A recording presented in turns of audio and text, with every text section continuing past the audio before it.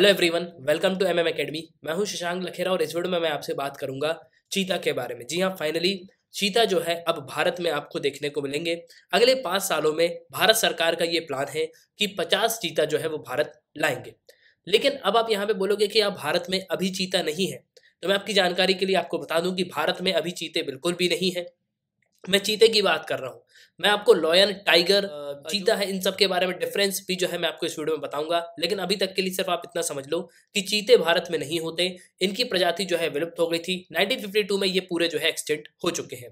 और इनके एक्सटेंट होने का मेनली रीजन ये था कि जो शिकार होते थे उस वजह से जो ये एक्सटेंट हो गए। तो अभी के लिए चीता जो है बिल्कुल भी भारत में आपको देखने को नहीं मिलेंगे। और भारत सरकार ने कुछ लोकेशंस भी जो है यहाँ पे सिलेक्ट करके रखी हुई हैं, जहां पे इन चीतों को जो है री इंट्रोड्यूस किया जाएगा। अफ्रीका से जो है इनको लाया जाएगा और उसके बाद जो है यहाँ पे इंट्रोड्यूस किया जाएगा। तो कुछ जो नेशनल पार्क्स हैं उनमें जो है इनको रखा जाने वाला है। तो डिस्कस करेंगे हम इस टॉपिक को।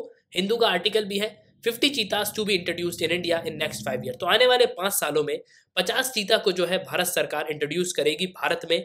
ये रिसेंटली कहा है हमारे एनवायरमेंट मिनिस्टर ने। और ये प्रेस इंफॉर्मेशन ब्यूरो का भी आर्टिकल है, ministry of environment, forest, climate change का। Cheetah are coming back to India, 50 cheetahs to be reintroduced in national park over 5 years under action plan for introduction of cheetah in India। तो ये ध्यान रखना कि किस plan के under में इनको लाया जा रहा है। तो action plan for introduction of चीता इन इंडिया। तो इस प्लान को बहुत अच्छे से जो है ध्यान रख लेना। अब रिसेंटली हुआ क्या, जो नेशनल टाइगर कंजर्वेशन अथॉरिटी है उनकी यहाँ पे मीटिंग कंडक्ट की गई। अब नेशनल टाइगर कंजर्वेशन अथॉरिटी को 1972 में जो है बनाया गया था। ये बेसिकली एक स्टैच्यूटरी बॉडी है। और नेशनल टाइगर कंजर्वेशन अथॉरिटी जो है इसको 2005 में फाइनली जो है एस्टेब्लिश कर दिया गया था। और एक जो टाइगर टास्क फोर्स है उसके रिकमेंडेशन पे इसको एस्टेब्लिश किया गया था 1972 में। आपको पता होगा कि इंदिरा गांधी जो है प्राइम मिनिस्टर रही उस समय, और उसी समय एक एक्ट जो है ला दिया गया जो टाइगर के कंजर्वेशन के लिए जो है यहाँ पे बात करता है। अब टाइगर का कंजर्वेशन क्यों जरूरी है? अगर आप फूड चेन देखोगे तो फूड चेन में टाइगर जो है आपको सबसे ऊपर देखने को मिलेगा। और टाइगर को अगर हमने कंजर्व कर लिया तो नीचे के जो पूरे एनिमल्स हैं उन सबको हम इजीली जो है यहाँ पे मैनेज कर पाएंगे। तो इसलिए इस एक्ट को जो है यहाँ पे लाया गया था। और इसके बाद फिर भारत में प्रोजेक्ट टाइगर को भी जो है यहाँ पे इंट्रोड्यूस किया गया। तो अगले 5 सालों में भारत सरकार किस तरीके से यहाँ पे काम करेगी, किस तरीके से चीता को जो है वापस रीइंट्रोड्यूस करेगी नेशनल पार्क्स में, तो काफी कुछ जो हम इस वीडियो में जानने वाले हैं। उसके पहले अगर आप किसी भी एग्जाम की प्रिपरेशन कर रहे हो तो आप हमारे स्मार्ट कोर्सेज के थ्रू कर सकते हो।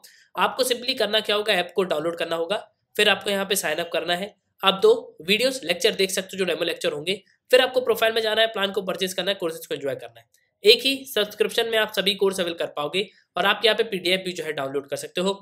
इसके अलावा mmacademy.in ये हमारी वेबसाइट है, आप वेबसाइट पे भी जो है लॉगिन कर सकते हो।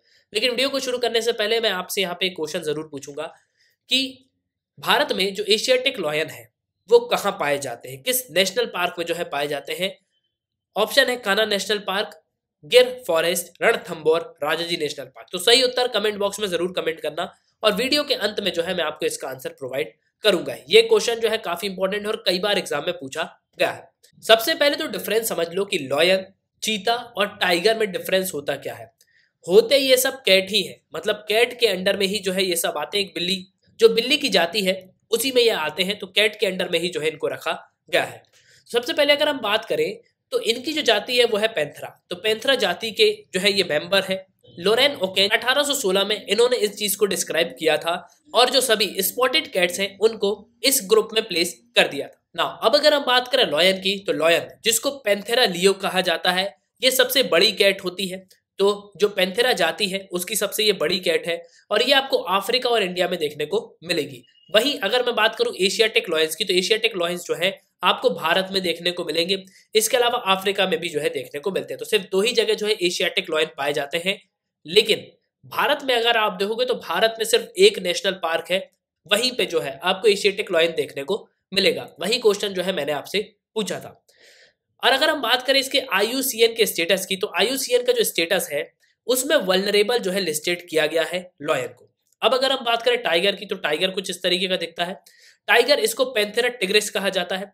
ये लार्जेस्ट लिविंग कैट स्पीशीज है और ये मेंबर है किसका, जीनस पैंथेरा का। तो पैंथेरा जाति का जो है ये मेंबर है। आपसे अगर क्वेश्चन पूछ लिया जाए कि टाइगर, लॉयन, चीता किस जीनस का है, मतलब किस जाति का है, तो ये पैंथेरा जाति का है।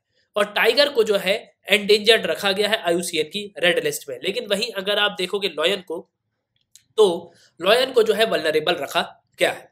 अब नेक्स्ट अगर हम बात करें चीता की, तो चीता को एक्सिनोक्सी जुबेटस विनेटिसियस ये कहा जाता है, बेसिकली इसका साइंटिफिक नेम है, और ये संस्कृत वर्ड से जो है यहाँ पे लिया गया है, तो जिसका मतलब होता है द स्पॉटेड वन।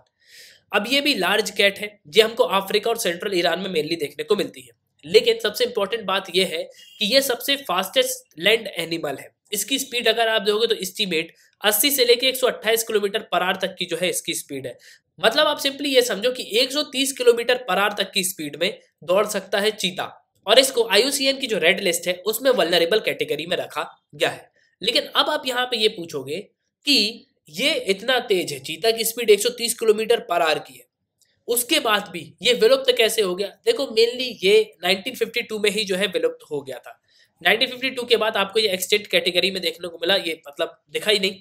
और मेनली इसका रीजन था शिकार। उस समय भारत सरकार ने उतने नियम भी नहीं बनाए थे और इसी की वजह से ये जो है विलुप्त हो गया था। लेकिन अब फाइनली भारत सरकार ने जो है इसको रीइंट्रोड्यूस करने का प्लान बना लिया है, और ये प्लान अभी का नहीं है, 2009 में जो है इस पे बात चल रही थी और 2010 में इस पे रिपोर्ट भी जो है सबमिट की गई। तो कुछ सजेशन दिए गए कि जो कूनो वाइल्ड लाइफ सेंचुरी है और जो नौरादेही वाइल्ड लाइफ सेंचुरी है मध्य प्रदेश में, इसके अलावा जो शाहगढ़ लैंडस्केप है राजस्थान में, इनके पास हाई पोटेंशियल है, इनका पोटेंशियल बहुत अच्छा है कि हम जो चीता की पॉपुलेशन है उसको वापस रिइंट्रोड्यूस कर दें, क्योंकि इनका एरिया भी बड़ा है और जो डेंसिटी है वो भी आपको काफी घनी देखने को मिलेगी। तो Kuno wild life sanctuary, Nauradehi wild life sanctuary और शाहगढ़ जो लैंडस्केप राजस्थान में, इन जगहों पे हाई पोटेंशियल है, मतलब हाई सस्टेनेबिलिटी है कि जो चीता है वो यहाँ पे लंबे समय तक सस्टेन कर पाएंगे।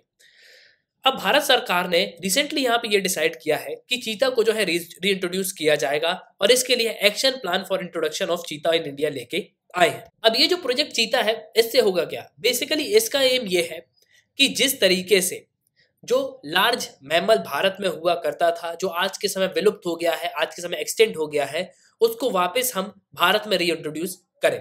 तो चीता जो है उसको वापस यहाँ पे रीइंट्रोड्यूस करने की तैयारी चल रही है, और इसमें इस प्रोजेक्ट के अंडर में करीब 50 चीता को जो है यहाँ पे इंट्रोड्यूस किया जाएगा। तो जो भारत के बहुत सारे नेशनल पार्क्स हैं उनमें आने वाले 5 सालों में इन चीतों को जो है यहाँ पे इंट्रोड्यूस किया जाना है। लेकिन मेनली अगर आप देखोगे तो मध्य प्रदेश और राजस्थान में जो एरियाज हैं उनमें ही जो है इनको इंट्रोड्यूस किया जाना है। हालांकि इसमें सर्वे भी हुआ है और 10 साइट को जो है यहाँ पे सिलेक्ट किया गया। तो सेंट्रल इंडियन स्टेट जो है, जैसे मध्य प्रदेश हो गया, वहाँ पे आपको कूनो पालपुर नेशनल पार्क देखने को मिलेगा मध्य प्रदेश में, जिसमें जो है सबसे हाईएस्ट पोटेंशियल है, और यही जो है इसको इंट्रोड्यूस किया जाना है क्योंकि इसके रीजंस भी हैं। यहाँ का हैबिटेट बहुत सुइटेबल है, इसके अलावा जो बेस अगर आप दोगे तो वो भी एडिक्वेट है, एरिया भी 748 स्क्वायर किलोमीटर का एरिया है। ठीक है, यहाँ पे अगर आप दोगे तो ह्यूमन सेटलमेंट्स भी आपको ज्यादा देखने को नहीं मिलेंगे। तो मेनली जो 21 चीते हैं उनको कूनो पालपुर नेशनल पार्क में जो है इंट्रोड्यूस किया जाना है। इसके अलावा जो नौरादेही वाइल्ड लाइफ सेंचुरी है जो कि मध्य प्रदेश में है, वहां पे भी जो है इंट्रोड्यूस किया जा सकता है। फिर Gandhi Sagar wild life sanctuary जो है भैंसोड़गढ़ जो वाइल्ड लाइफ कॉम्प्लेक्स है मध्य प्रदेश का, वहां पे भी जो है इंट्रोड्यूस किया जा सकता है। फिर शाहगढ़ जो कि जैसलमेर राजस्थान में है, और फिर मुकंदरा टाइगर रिजर्व जो कि राजस्थान में है। तो मेनली इन जगहों पे जो है यहाँ पे पोटेंशियल है कि इन जगहों पे जो चीता है उनको यहाँ पे रीइंट्रोड्यूस किया जाएगा।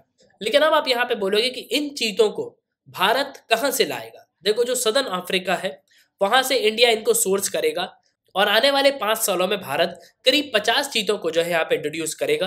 अब इससे क्या बेनिफिट होगा? देखो मेनली यहाँ पे बेनिफिट होगा कि जो टूरिज्म है वो यहाँ पे एक्सपांड होगा।